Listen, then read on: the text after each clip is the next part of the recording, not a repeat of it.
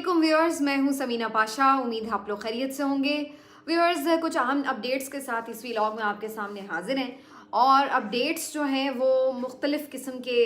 जो मौज़ूआत हैं उनसे जुड़ी हुई हैं। पहले तो आपको बताएंगे कि एक अहम फ़ैसला है इमरान खान साहब के ख़िलाफ़ और ये अगेन इस्लामाबाद हाई कोर्ट से आया। चीफ़ जस्टिस आमिर फ़ारूक साहब ने दिया है। ये फ़ैसला क्या है आपको बताते हैं और फिर उसके बाद आपको बताएंगे कि मरीम नवाज़ साहिबा की एक बहुत ही पुरमगज़ किस्म की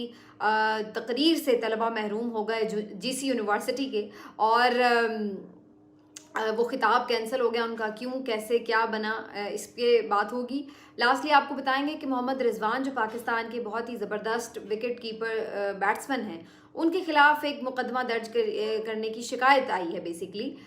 मुकदमा ऐसा कोई क्रिमिनल नहीं, लेकिन एक शिकायत उनके खिलाफ जो है वो लॉन्च कर दी गई है। वो क्या है वो आपके साथ शेयर करेंगे आज के वीलॉग में। आपसे रिक्वेस्ट है कि चैनल को सब्सक्राइब कर लें अगर आपने अभी तक सब्सक्राइब नहीं किया। तो जी, बात शुरू कर लेते हैं ज़रा अदालती मामलात से। इमरान खान साहब के मुख्तलिफ केसेस आज ज़ेर समाअत थे, जिसमें धमकी केस भी था जो खातून जज को दी। उन्होंने पता नहीं वंस अपॉन अ टाइम माफ़ी भी मांग ली। तौहीन अदालत की कार्रवाई उस पर ख़त्म हो गई थी, लेकिन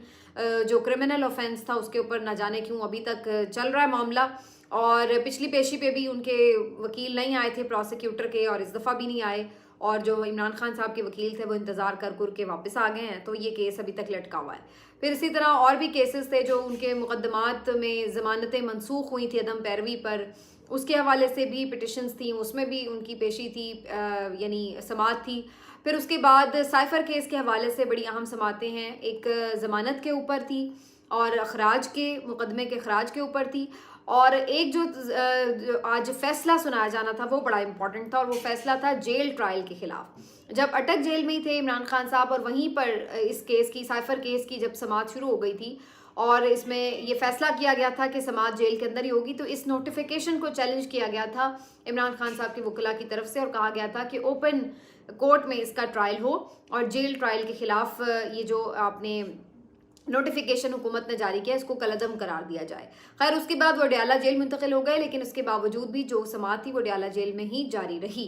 तो अब इस सिलसिले में जो इन्होंने पिटिशन की थी उस पर समाअतें भी हुई और फिर फैसला भी महफूज कर लिया गया, और काफ़ी दिन वो फैसला महफूज रहा, जो कि आज वो फैसला सामने आ चुका है। इसी से आप अंदाज़ा लगा लें कि ये फ़ैसला कितना महफूज या गैर महफूज था। जो फ़ैसला आया है उसके मुताबिक जी इमरान खान साहब की इस्तदा को मुस्तरद कर दिया गया है, और उनको ये कहा गया है कि भाई आपका जो ट्रायल है वो तो जेल के अंदर ही होगा। यानी जज साहब खुद बकलम खुद नफ्से नफीस अपनी जो अदालत है उसको लेकर जाएंगे, जेल के अंदर लगाएंगे, और फिर इमरान खान साहब की वहीं पर ही पेशी होगी और वहीं पर ही समाअत होगी। तो साइफर केस के हवाले से ये फैसला आ चुका है। मैंने आपको पिछले व्लॉग में पहले ही कहा था कि या तो मुबहम सा फैसला होगा, और या फिर यानी ये बात मानी नहीं जाएगी इन एनी वे कि आप ओपन कोर्ट में लेके आए इमरान खान को, क्योंकि मैंने आपको पहले ही बताया था कि इमरान खान को जेल से नहीं निकाला जाएगा। उनकी तस्वीर का खौफ है, उन्हें बाहर नहीं निकालना चाहते कि अवाम उनकी एक झलक देख ना ले, और न जाने उसके बाद क्या हो जाएगा, किस तरह का ये अनदेखा खौफ है। लेकिन बहरहाल ये तो बात एक्सपेक्टेड थी कि इमरान खान को जेल से नहीं निकालेंगे, चाहे फैसले को किसी भी अंदाज से तोड़ा जाए, मरोड़ा जाए। तो तोड़ने मरोड़ने के बजाय उन्होंने एक सीधा सीधा फैसला दिया है कि नहीं मानी जा रही, और कहा है कि जी देखा जाए तो ये तो इमरान खान साहब के अपने हक में है फैसला, क्योंकि ये उनकी सिक्योरिटी की वजह से फैसला किया गया। तो ये अच्छी बात है कि उन्हें सिक्योर रखने के लिए हुकूमत इतनी कंसर्न शो कर रही है। बल्कि उन्होंने इस फैसले में ये हवाला भी दिया है कि इमरान खान साहब एक वक्त में खुद इस चीज़ के ऊपर बार बार कंसर्न्स शो करते थे, तहफ़्फ़ुज़ात का इजहार करते थे कि जी इनकी सिक्योरिटी के अरेंजमेंट बेहतर नहीं होते और सिक्योरिटी थ्रेट्स हैं, तो वो अदालतों में पेशी के हवाले से बार बार ये तहफ़्फ़ुज़ात का इजहार करते थे। तो इस लिहाज से देखा जाए तो फिर तो अच्छा ही है कि इमरान खान साहब को बाहर इस तरह से ओपन खुली फ़िज़ा में नहीं लाया जा रहा कि खुदा न खास्ता कोई उनको सिक्योरिटी थ्रेट ना हो। तो इमरान खान साहब की वो वाली बात का हवाला देकर इसको जस्टिफाई करने की कोशिश की गई है। लेकिन यहाँ पर मैं एक बात आपको बता दूँ कि इमरान खान साहब ने जब उस वक्त सिक्योरिटी कंसर्न्स के ऊपर ये क्वेश्चन रेज़ किया था, तो वो इस्लामाबाद हाई कोर्ट में पेश होने या जुडिशल कॉम्प्लेक्स में पेश होने से मना नहीं करते थे या लाहौर हाई कोर्ट में जाने से मना नहीं कर रहे थे, बल्कि वो ये कह रहे थे कि जो कचहरी में पेश होना है उनके लिए वो मुश्किल है, क्योंकि वहाँ पर जो सूरत हाल है वो सिक्योरिटी के हवाले से ख़तरनाक है, नंबर 1। दूसरी बात ये कि उस वक्त इमरान खान साहब यही भी बात कर रहे थे कि इतने सारे केसेस हैं, हर जगह पर भाग दौड़ लगी है, कहीं इंसदाद दहशतगर्दी अदालत में पेशी है, कहीं लाहौर हाई कोर्ट में पेशी है, कहीं इस्लामाबाद हाई कोर्ट में पेशी है, कहीं कचहरी में पेशी है, कहीं जुडिशल कॉम्प्लेक्स में पेशी है, तो ये सब एक साथ बंदा नहीं पहुंच सकता। तो इस वजह से इमरान खान साहब ने इस्तदा की थी कि वीडियो लिंक के ज़रिए आप जो है वो मेरी समाअत कर लें और मेरी अटेंडेंस भी लग जाए। लेकिन जब इमरान खान साहब बार बार इस तरफ इशारा करते थे, इस तरफ खदशात का इजहार करते थे, उस वक्त उनकी नहीं सुनेंगे, उस वक्त उनको रिजेक्ट कर दिया कहा गया, बल्कि यहाँ तक कहा गया कि आप चाहे व्हील चेयर पर आएँ, लेकिन आप अदालत आएंगे तो आपको ज़मानतें मिलेंगी, आप अदालत आएंगे तो आपको रिलीफ मिलेगा, आप अदालत आएंगे तो केसेस की समाअत आगे बढ़ेगी। उस वक्त ये अदालतों की तरफ से मौक़िफ़ था कि व्हील चेयर पर आएँ, भले आपकी टांग में तकलीफ़ है, आप नहीं आ सकते तो व्हील चेयर पर आएँ। सिक्योरिटी का मसला है तो बाज़ू का जो थे सिक्योरिटी अरेंजमेंट्स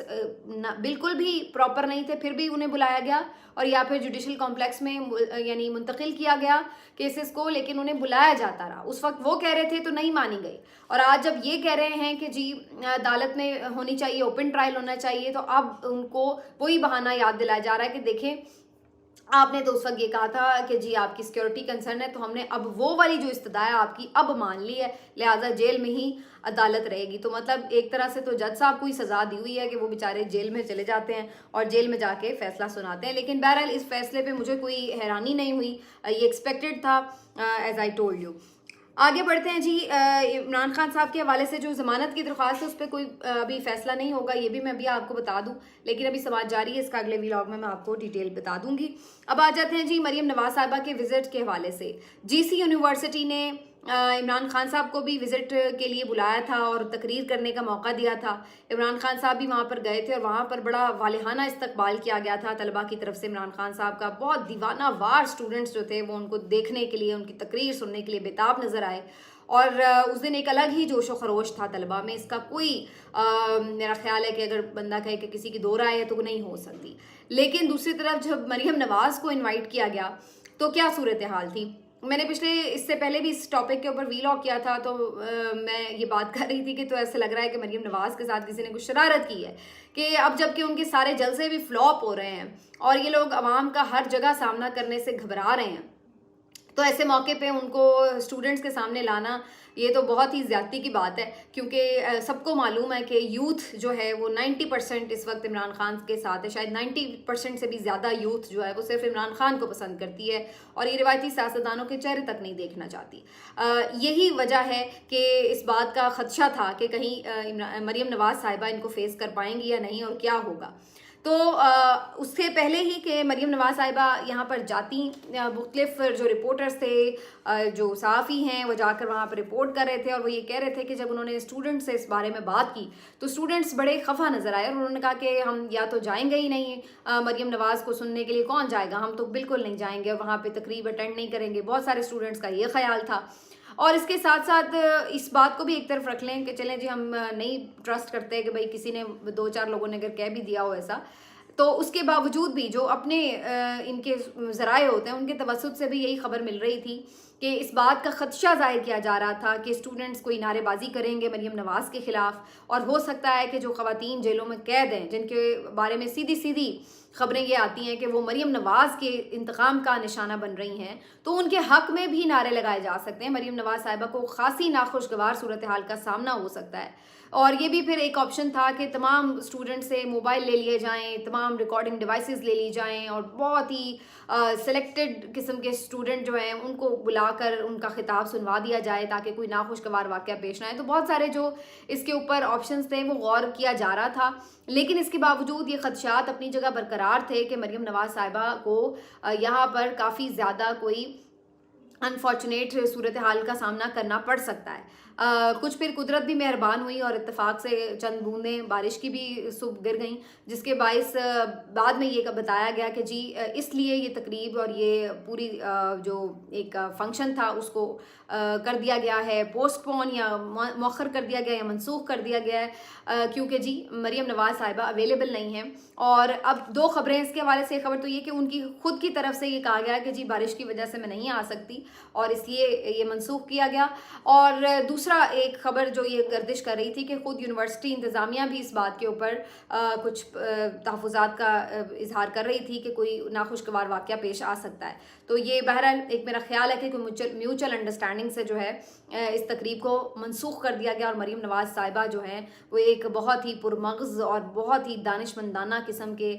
जो लेक्चर देने वाली थी तलबा को, उनसे तलबा बेचारे महरूम हो गए। मेरा तो पुरज़ोर मुतालबा है कि ये किसी और दिन रख लिया जाए ताकि हम देखें। मैं तो बड़े इंतज़ार में थी कि आज लाइव टेलीकास्ट हो और हम देखें कि मरीम नवाज़ साहिबा इकबाल के नज़रियात के ऊपर आखिर क्या इरशाद फरमाएंगी, क्योंकि मैंने तो उनको कभी भी कोई बहुत ज़्यादा इंटेलेक्चुअल बात करते हुए ज़रा कम ही देखा या सुना है। तो मैं तो चाह रही थी कि मैं देखूं उनकी दस्तरस कितनी है और वो कितनी डेप्थ में जाके इकबाल के नज़रियात और फ़लसफ़े को समझती हैं। तो मैं तो महरूम हो गई हूँ आज, मेरा ख़्याल है मेरी तरह बहुत से तलबा बेचारे महरूम हो गए हैं। लेकिन बहरहाल ये एक अजीब सा मेरा ख़्याल है कि मामला है।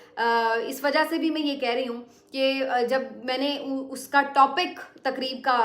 पढ़ा, देखा, सुना, तो तब भी मैं ये सोचने पे मजबूर थी। यानी टॉपिक क्या था कि